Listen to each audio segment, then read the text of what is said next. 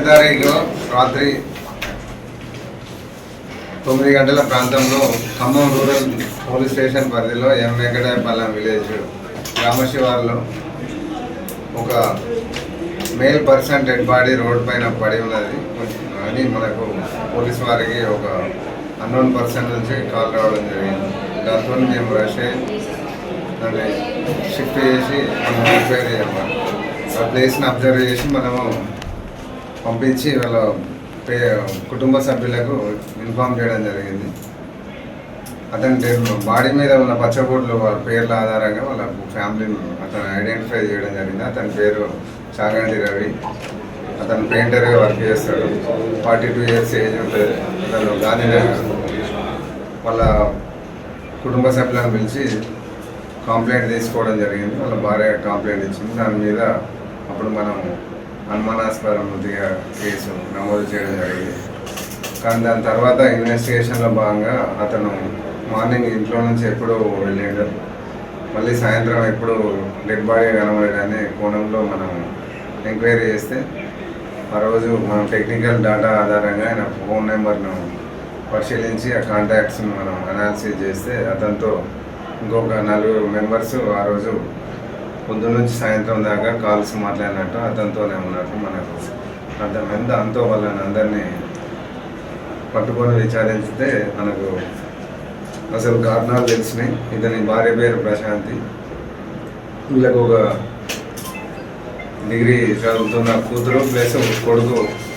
కూతురు పేరు శాలిని, కొడుకు పేరు సంతోష్. 10th క్లాస్ చదువుతున్నారు. వీళ్ళకు గత చాలా రోజుల నుంచి కూడా కుటుంబ తగాదాలని దాన్ని కొంచెం మద్యం సేవించడం అలవాటు ఉన్నది. దానిలో భాగంగా వీళ్ళు పలుమార్లు గొడవలు కావడము, పెద్ద మనుషుల దగ్గర పంచాయతీ చేయించి మళ్ళీ కలపడం జరుగుతుంది. అయినా కానీ అది అట్లనే కంటిన్యూ అవుతుంది. అయితే 1 year క్రితం ఇతని హెల్త్ బాగాలేకపోవడం వల్ల ఒక హాస్పిటల్ తీసుకుపోతే డాక్టర్ గారు ఎట్లా పోయిన 2-3 నెలల కంటే ఎక్కువ బతక చనిపోతారని చెప్తే అప్పుడు ఆమె వీళ్ళ కొంచెం దూర బంధువైన దేశపైన శ్రీనివాస్ అని అదే ఏరియాలో ఉంటాడు, వీళ్ళ ఇంటి సమీపంలో. ఇతను వీళ్ళ క్లోజ్ అంటే రిలేటివ్ కాబట్టి అతనితో ఇట్లా విషయం చెప్తే నీకు ఏజెంట్ వీళ్ళ జోగి వెంకటేష్ అతను శ్రీనివాస్కు బంధువు, అతను ఇన్సూరెన్స్ ఏజెంట్గా పనిచేస్తాడు. వీళ్ళు అప్పుడప్పుడు కలుసుకుంటారు కాబట్టి ఇట్లా చనిపోయేటట్టున్నాడు. ఇట్లా ఆమె అడిగింది ఇన్సూరెన్స్ చేపిస్తావా అంటే అతను టాటా ఇన్సూరెన్స్లో చేపిద్దామని తీసుకెళ్తే ఈయనకు ఫిట్స్ రావడం వల్ల వాళ్ళు అన్ఫిట్గా వాళ్ళు రిజెక్ట్ చేస్తారు.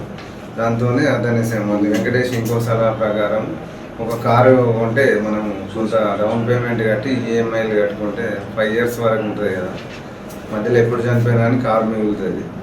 ఆ కారు అకౌంట్ పే చేయడానికి డిసీజెడ్ పేరు మీద ఒక అకౌంట్ ఎస్బీఐలో ఓపెన్ చేస్తే ఇప్పుడున్న కొత్త అవకాశం ఏంటంటే డిపాజిటర్స్ ఎవరైనా అకౌంట్ హోల్డర్స్ ఉంటే వాళ్ళ పేరు మీద 2,000 ప్రతి ఇయర్ కట్టుకుంటూ వెళ్తే ఒక 40 lakhs వరకు రిస్క్ ఇన్సూరెన్స్ అలవెన్స్ క్లెయిమ్ అవుతుంది. అంటే యాక్సిడెంటల్ చనిపోతే ఒక 40 lakhs వరకు వస్తుంది. ప్లస్ శ్రీరామ్ ఇన్సూరెన్స్లోనే ఒక ఇన్సూరెన్స్ పాలసీ చేస్తారు. దానిలో ఇయర్లీ 70,000 కడితే యాక్సిడెంటల్ చనిపోతే ఒక 26 lakhs వస్తాయి. ఇవన్నీ చేయించి ఇలా చనిపోతలేడు అయినా కానీ అప్పటి నుంచి 7-8 నెలల నుంచి తాగి చనిపోతాడు 2-3 నెలలు అని అనుకున్నారు.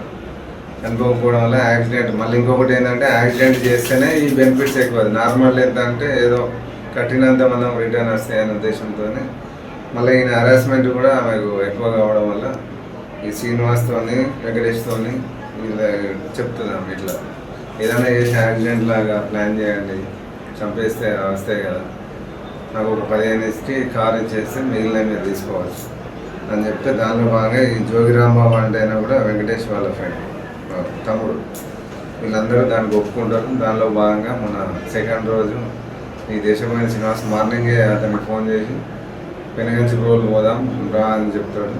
అప్పుడు వీళ్ళందరూ కూడా మాట్లాడతారు నమ్మించడానికి. వాళ్ళ భార్య కూడా పెనగంచి పోలు పోతున్నావా అంటున్నారు. మాట్లాడినాక 10 o'clock బయటకు వస్తారు. వచ్చినాక వీళ్ళందరూ రాజకుమార్ ఆటో ఉంటుంది, ఆ ఆటోలో ఎక్కి ఈ మన మారమ్మ గుడి సమీపంలో మందిరా వైన్స్ అని ఉంటుంది, అక్కడ చాలాసేపు సాయంత్రం దాకా తాగుతారు. దాని తర్వాత ఆ పల్లెగూడెం దగ్గర ఎన్ఎస్పి కెనాల్ లాక్స్ ఉంటాయి, అక్కడికి కూడా పోయి తాగుతారు. ఎందుకంటే వీళ్ళు చీకటి కావాలని ప్లాన్ ప్రకారం తాగుతారు. తర్వాత మధ్యలో ఒకసారి వాళ్ళ భార్య కూడా ఫోన్ చేసి నేను పెనుగంచి రోడ్లో ఉన్నా, నేను ప్రసాదం ఇట్లదేమన్నా అని కూడా ఒక కాల్ చేయడం జరుగుతుంది.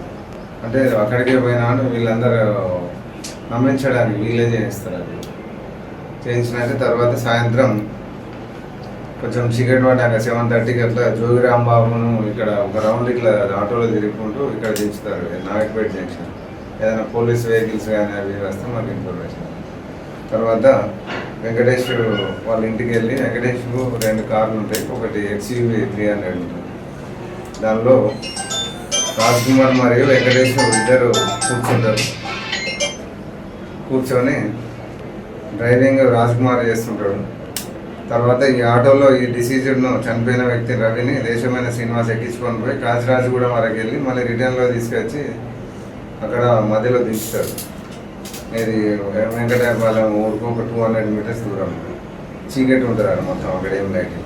దాని తర్వాత వీళ్ళు కూడా ముందే వెళ్ళి ఈ కార్ను ఆడ పెట్టుకొని ఉంటారు ఒక 200 మీటర్లు దించిన. మళ్ళీ పోయి వచ్చి ఇక్కడ పల్లెగూడెం దగ్గర వెయిట్ చేసుకుంటూ అక్కడ దించిన మీరు వద్దండి అని చెప్తే రాజ్ కుమార్ స్పీడ్గా డ్రైవ్ చేసి కూర్చుంటాడు. తర్వాత ఈ వెంకటేష్కు ఒక ఆయన తమిళంపాడులో ఒక ఫ్రెండ్ ఉంటాడు, అక్కడ తీసుకువెళ్ళి వాళ్ళ ఇంటికాడ కార్ పెట్టి చిన్న యాక్సిడెంట్ అయింది, నేను సీరోలు పోయేస్తుంటే ఇక్కడ పెడతా రేపు వచ్చి తీసుకెళ్తా అంటే అతను తెలియదు కాబట్టి అతను ఆడబెట్టి సరే అని అక్కడ వాళ్ళ మళ్ళీ ఇక్కడ దించుతాడు అంటే వచ్చి మరమ్మ కూడా దించుతాడు.